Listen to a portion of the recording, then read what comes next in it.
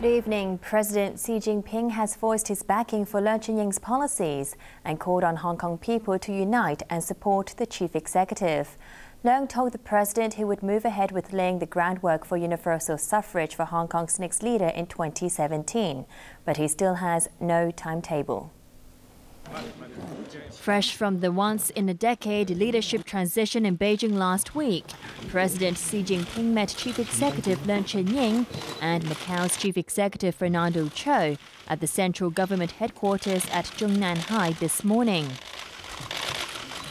Several newly elected top mainland officials were also at the meeting, including NPC Chairman Zhang Dejiang, Vice President Li Yuanchao, and State Councillor Yang Jieqi. Xi praised Leung in front of the cameras. I'm very happy to see Chief Executive Leung's policy idea of seeking change while maintaining stability, which has been recognized by the people in Hong Kong, the president said. He urged Leung and his government to fully implement that idea.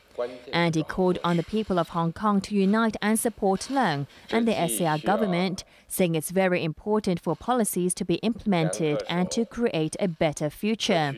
The president did not mention recent friction between the mainland and Hong Kong over issues such as limits imposed on milk powder being taken out of the city and the crackdown on parallel traders. Leung promised his boss that he will continue to do his best to solve problems in the community and ensure stable economic development. On a significant note, Leung told Xi that the SAR government will gradually move towards and do a good job on preparatory work on electoral changes for the 2017 chief executive election. It's a touchy subject, as many in Hong Kong are expecting universal suffrage as promised under the Basic Law when the city chooses its next leader. But Beijing loyalists here have been floating the idea of holding a pre-election to pick suitable candidates before the public actually gets to vote in 2017. This has raised concerns that pro-democracy figures and Beijing's critics will be screened out first.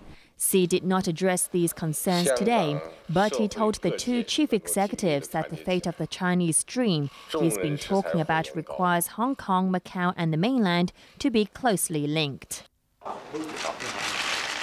Leung also met Premier Li Keqiang in the afternoon. Li began the meeting by wishing both Hong Kong and Macau residents happiness. He then went on to promise that the new generation of Chinese leaders will continue to give their support to Hong Kong and Macau. The new premier said the central government will do its part to uphold the one country, two systems principle and support policies rolled out by both SAR leaders. Leung promised his government will grab every opportunity and support provided by the central government to improve economic development and people's livelihood. Speaking to reporters after the meetings, Leung said he could feel the support and care from both top Chinese leaders for Hong Kong. As for the 2017 chief executive election, Leung said he will follow the Basic Law in moving towards universal suffrage. But once again, he did not have a timetable. Leung said he will make an announcement once a timetable is set based on discussions with the public about the 2017 election. He insisted that the SAR government is determined and has the responsibility to achieve the ultimate goal of universal suffrage for Hong Kong's next leader. The company responsible for maintaining a lift that plunged in North Point, injuring 7 people, will have its license suspended for 6 months. Authorities are accusing Shineford Engineering of breaking the law and haven't ruled out taking it to court. ATV's Arthur Urquiola reports. The spotlight was on lift safety after 7 people were injured earlier this month at a commercial building in North Point when an elevator plunged from the first floor to the ground floor. The Electrical and Mechanical Services Department today said the company responsible for the lift's maintenance, Shineford Engineering, failed to ensure that its work was carried out properly and safely. As a result, Shineford's license will be suspended for 6 months unless it can prove within 2 weeks that it did not breach the lifts and escalators ordinance. The suspension of Shineford's registration will take effect on 1st May to allow sufficient time for the owners to arrange with other registered lift contractors to provide maintenance services for the lifts. After an investigation, the department found that the lift's 4 cables were heavily rusted and had snapped, while an emergency brake had failed to stop it from crashing. The department is still looking at evidence and is deciding whether to take further action. This could mean suspending Scheinfurt's license permanently or even taking the company to court.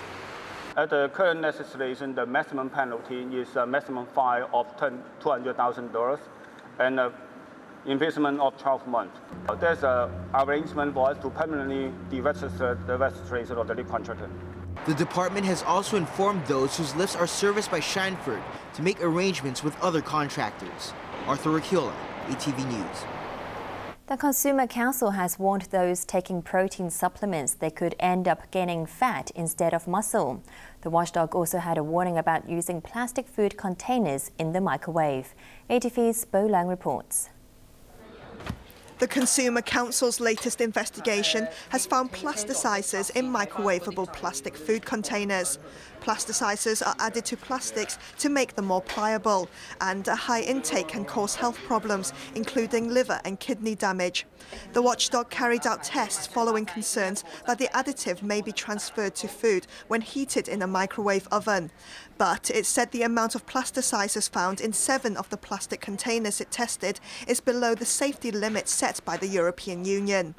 The Council is still calling for better labelling on plastic containers, as some are less heat resistant than others. We encourage the mandatory labelling of the material used for the plastic cover for that are compatible for microwave, because it is important that the consumers should understand the usage of the material and the product. And if a product is not compatible with microwave, the product should not be used inside a microwave because it could be dangerous. The watchdog advised people to get rid of plastic containers when they start to discolour and warned that not all containers are suitable for use in microwave ovens. The council also warned athletes taking protein supplements not to overuse them because they might gain fat instead of muscles. The 3 servings a day recommended by the manufacturers of protein powder, bars and tablets could exceed required levels, the council noted. According to health experts, daily intake should be between 1.2 and 1.7 grams per kilo of body weight. Experts conclude that people who take a balanced diet generally do not need protein supplements to build muscles, even if they exercise rigorously. Bo Lang, ATV News. The coroner's court has ruled that the loss of 9 lives in the Fa Yuen Street inferno more than a year ago was accidental. The inquest jury concluded that the victims could not escape in time and died from burns and smoke inhalation. They urged the building's department to follow fire safety guidelines when carrying out inspections on subdivided homes and to raise the penalty for those who break the law. The November 2011 blaze gutted street stores and 2 tenement blocks in Mong Kok, exposing fire safety violations in subdivided residential units. 2 domestic dispute cases involving horrific murders that shocked the city in recent days have been adjourned by the courts. Arthur Rakiola reports. A police van this morning took one of the suspects in the gruesome murder and dismemberment of an elderly couple to Kowloon City Magistrate's Court, where he was joined by the 2nd suspect. 2 people were charged with the killings, the 29-year-old younger son of the victims and his 35-year-old friend. They were each charged with 2 counts of murder. No plea was taken and the case was adjourned to the 13th of May pending the results of DNA and forensic tests. Investigators are also waiting for post-mortem results and want to look into the financial backgrounds of the victims and the suspects, as well as security footage. The 2 accused were remanded in custody. The heads and body parts of the elderly victims were found in a flat in Tai Kok Choi on Friday. The case came to light after their elder son reported them missing about a week ago. His younger brother had said he met them earlier this month, before they were supposed to go to the mainland. But there were no records of them crossing the border. A search for missing body parts in the sea off Tai Kok Choi was called off yesterday afternoon. Meanwhile, Chuen Mun Magistrate's Court adjourned proceedings in a separate case in which a man was stabbed to death and his wife seriously injured at their home in the Pat Hung village. The 2 suspects, one of whom is the couple's 18-year-old son, did not appear in court because they are having treatment in hospital. The son has a bone fracture in his left arm and is emotionally agitated, according to prosecutors, while the other defendant, his 19-year-old friend, was injured during his arrest on Saturday. The pair will be held in custody until their trial resumes. The murder cases, both involving young men accused of killing their parents, have raised concerns about a crisis in family values and violence in a city as prosperous and safe as Hong Kong. Chief Executive Leung Chun-ying said this evening that he was saddened by the recent string of murders, including one yesterday in which a woman plunged to her death from a luxury apartment building in Kowloon West after apparently stabbing her partner to death and almost cutting off his head. Leung called on those struggling with personal problems and pressure to seek help from friends, relatives, and professionals, instead of resorting to violence. He said his government would promote family harmony and provide assistance to those in need. Arthur Urquiola, ATV News.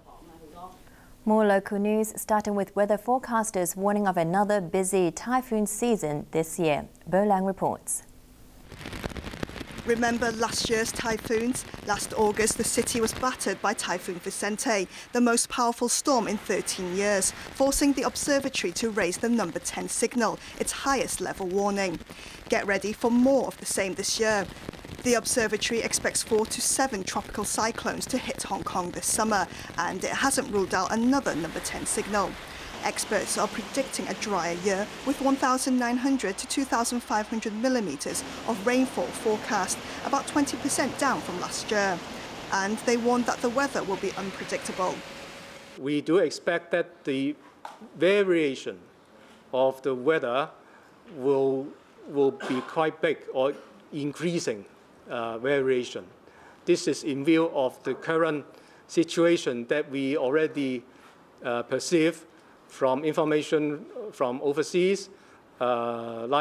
This year, we saw a very hot summer in Australia. Even in Hong Kong, we have above normal warm February just last month. Global warming has been blamed for extreme conditions around the world, and the observatory said Hong Kong people should be prepared for any type of weather. Survivors and relatives of the victims of the Manila hostage tragedy more than 2 years ago have stepped up their campaign for compensation and an apology from the Philippines. They handed in a petition to the Philippine consulate, adding a deadline to their demands. If there's no response within 3 weeks, they will launch legal proceedings in the High Court. 7 Hong Kong tourists and their tour guide were gunned down by a sacked policeman in August 2010 during a botched police rescue operation. Hong Kong's unemployment rate stood at 3.4% during December to February, the same as for the 3 months between November and January. That means 123,000 people didn't have a job. Labour Secretary Matthew Cheung says the job market remained stable because of the demand for labour during the Lunar New Year period, and he expects tourism to create more employment opportunities. Bo Lang, ATV News. Finance Now news that Cyprus is planning to tax bank customers as part of a controversial bailout deal sent world markets tumbling today. Hong Kong stocks plunged 2% to close at the lowest level in more than 3 months. ATV's